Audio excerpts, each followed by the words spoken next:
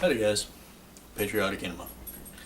And tonight's topic is instant background check.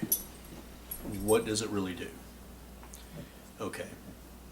Now, there's a lot of people out there that are paranoid and they're not going to do an instant background check, to buy a weapon or something. Because then, it'd be traced to you. Horseshit. Okay? It can, but it's a long, convoluted process, and it's not real successful, despite what you see on CSI or whatever. Okay, let's talk about how this really happens. Okay, gun turns up at a crime scene. Okay, it's got a serial number on it, it's got a manufacturer. The police have to contact the manufacturer with the serial number. Find out, okay, what wholesaler did you sell that to? Alright, if that wholesaler is still in business, then they can track from there to the individual FFL holder that sells the gun to an individual.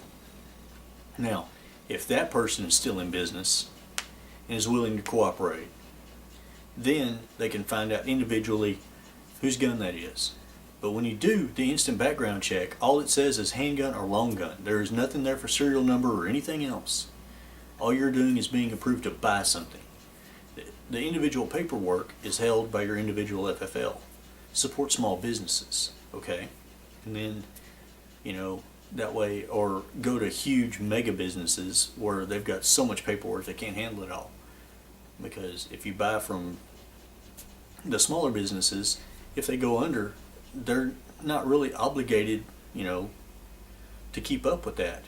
After, they let their FFL lapse, they can toss all that stuff. And then that gun's never going to be tracked, ever.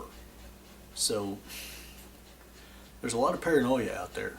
And justifiably so. There's a lot of stupid legislation being proposed, and the rumor mill is run rampant. But, fact check me all you like. That's how the shit happens.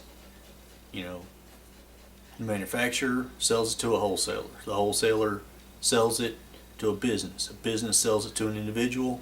The individual FFL does the paperwork. Now, that's a lot of steps. That's a lot of places where stuff gets misplaced. There's also some FFL holders that, hey, had a tragic boating accident, or hey, lost all that information in a fire, that aren't going to turn over stuff like that. And you can talk about, oh, well, yeah, they will because the government will.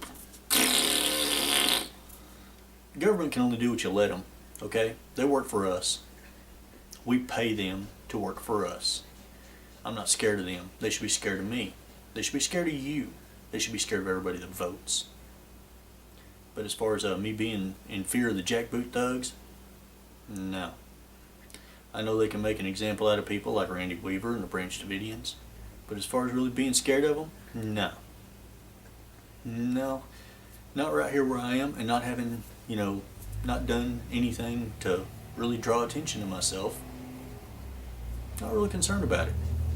But did want to educate some of you people that don't seem to get what's going on when they do the instant background check, and then what happens after that, and how they can track a gun at a crime scene and figure out who owns it.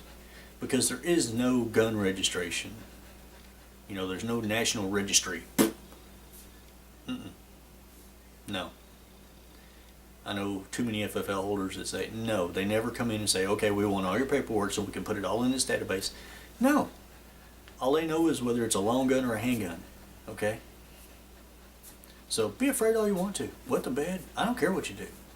But, try to educate yourself. That way you don't, sound stupid when you try to argue with somebody that knows what the hell they're talking about. Anyway, that's all I wanted to say for tonight. Y'all have a good evening.